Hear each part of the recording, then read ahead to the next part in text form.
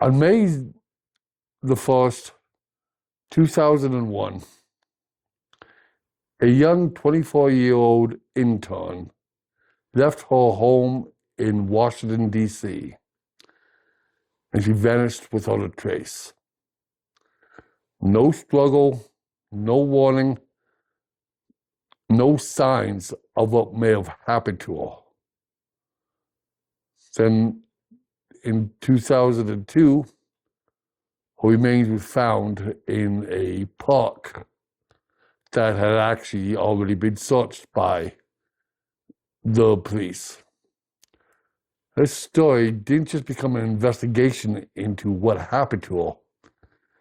It became a political scandal, a media frenzy, and a case so mishandled that to this day, we still don't know who did it or why.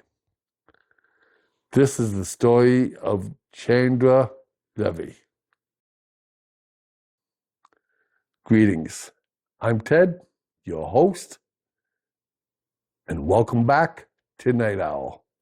Today, we're off to Washington, D.C.,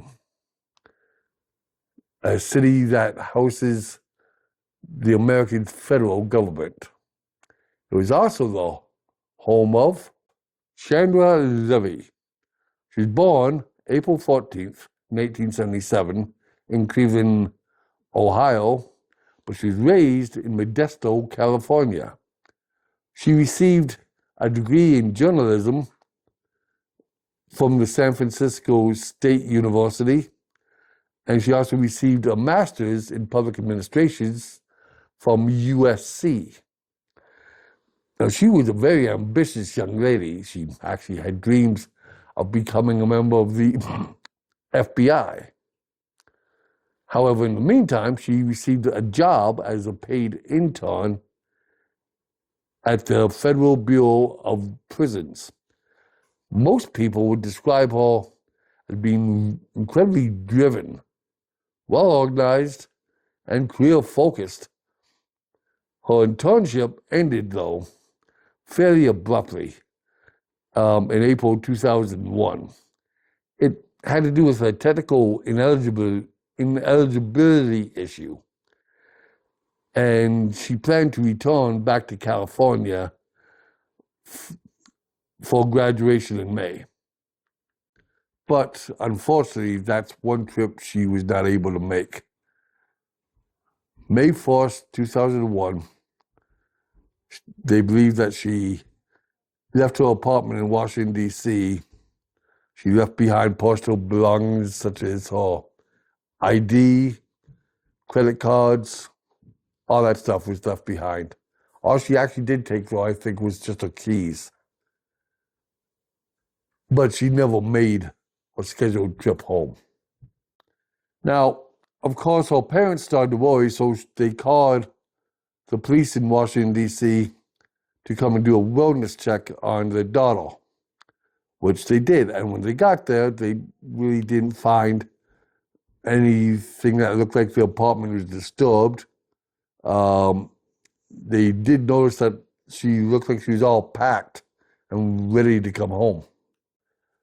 But still, the family held out hope that their daughter would be found alive and well. But all those hopes and dreams came crashing down on May 22nd, 2002, when they found her remains in a Rock Creek Park, about 4 miles away from her apartment. Now, this investigation really didn't go all that smoothly. The cops screwed up pretty royally in a few instances. Example, they misunderstood the instructions for their search. They were told to search about 75 feet off the footpath. They instead searched 75 feet off the roadway. Now, the problem is, if they had searched 75 feet off the footpath, they would have found her body. And the other thing is they had hold of Chandra's laptop, and somehow I have no idea what they were doing with that laptop, but all the data on it wound up corrupted. Geez, who are these guys? The Keystone Cops? And there was another issue too. It seemed that they had tunnel vision and they were looking heavily at just one suspect. His name was Gary Condit, who happened to be a U.S. congressman. Now, why was he a suspect? Well, for one, he was having a secret affair with Chandra. And he was initially fairly evasive with the police. There was like huge gaps in the timeline of what he was doing during this time in which he went missing, which rose suspicion. And of course, having a United States congressman connected to a scandal like that caused a media frenzy right off the bat. I mean, every major network was covering it. You could not turn on the TV without hearing about that story. That was until September the 11th, 2001. That's when the unthinkable happened. America was actually attacked on their own home soil, an act that has not happened since World War II and Pearl Harbor. Of course, all the media had to retool themselves and refocus their attention on that story. But eventually, they were able to continue on with the stories that they had started working on, including about Chandra Levy. Of course, eventually the congressman was cleared. There was no real evidence that tied him to the crime, and he was never even really named a suspect. But that's not saying that this scandal didn't cost him. He did, after all, lose his 2002 re-election campaign. But I should point out, the congressman was not the only suspect. Another suspect was a guy named Igmar Gondik. And they actually had some pretty solid reasons to make this guy a suspect. He was actually convicted of attacking, I think it was, 2 other women in Rock Creek Park around the same time that Chandra was attacked. He missed work on the same day that she disappeared, and he did have some scratches that was visible on his face after she went missing. And he allegedly confessed to a jailhouse informant. Gee, I bet you that's reliable. Now, what the prosecutors claimed was that he attacked Chandra while she was at the park. He bound her and left her to pass. But there was a few problems with this case. There was no DNA that would be linking him to the crime. And so they had to rely heavily on the jailhouse informant. But there's a problem with that too. Yeah, The informant later admitted that he was lying.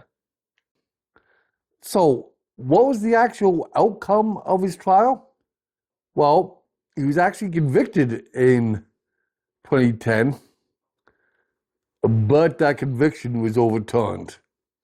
And in 2016, the charges were actually dropped. But he was deported in 2017. I think it was for the crimes he committed against the other two women. So it's mostly a case where he's not guilty because there wasn't enough evidence to find him guilty.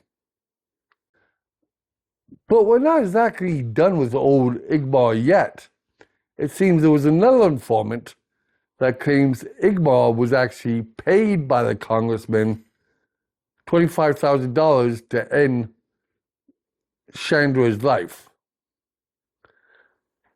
However, that claim was dismissed. I mean, there was no corroborating evidence. It was considered to be fairly unreliable, and it was mostly just seen as a fabricated story. And of course, as with most cases like this, theories do pop up. One theory is that it was just a random attack and that she was like in the park jogging and someone grabbed her and did, well, what they did to her. It does kind of match the crimes that does happen in that park. But there's also no solid evidence to say that's what happened. And her friends and family also said that, no, she's not accustomed to jogging in that particular park. Now, another theory states that perhaps it was a botched abduction. They say that perhaps she was taken actually from her apartment and just deposited in the park, which will explain why there's no real evidence in the park itself and why the remains were scattered. But the problem with that is there's no evidence of that happening either. Of course, another theory is that there could have been another serial offender that was stalking Washington, D.C. that may be responsible for it. But this person was never identified. They never said who they thought it was. The only real strength is that it would explain why there's a lack of evidence. And it's not uncommon in urban cases like this. Now, that actually leaves us with quite a bit of questions. I mean, if she wasn't a jogger, why was she at Rock Creek Park? How exactly did she come to an end? We don't have any, confirmed timelines of her last movements between when she left her apartment and when she wound up in the park. There's no forensic link to a suspect. Unfortunately, that leaves us with way too many questions and nowhere near enough answers. But someone out there's got to know something. Maybe that someone is you. If you happen to know something about this case, then please don't keep that to yourself. Contact the Washington, D.C. Metropolitan Police Department at 202-727-9099. Once again, that's 202-727-9099. Or you can send an anonymous text to them at 50411 and just include your tip within the message. Remember, the right tip from you may take an open case and turn it into a solved case. Chandra Levy wasn't just a headline or a mystery to be solved. She was a daughter, a student, and a young woman with a future that she was working hard to build. The kind of person who set goals and quietly went after them.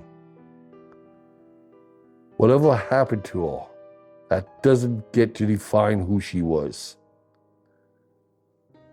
What should be remembered is the life she was creating and the people who loved her.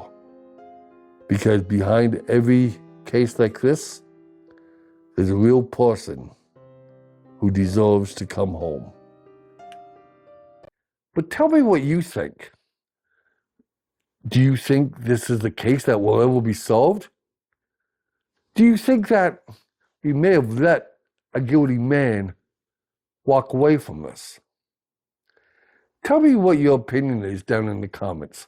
And while you're down there, if you know of any other cases you'd like me to look into, let me know and I'll do my best. But I do want to thank you for making it all the way to the end of my video. And before you go, if you could be kind enough, if you haven't already, can you hit like and subscribe and to share this video? It will really help my channel out. And if you did like this video, then maybe you'll like one of these as well. Until next time, remember, be you good or be you wicked, everyone deserves justice. Good night.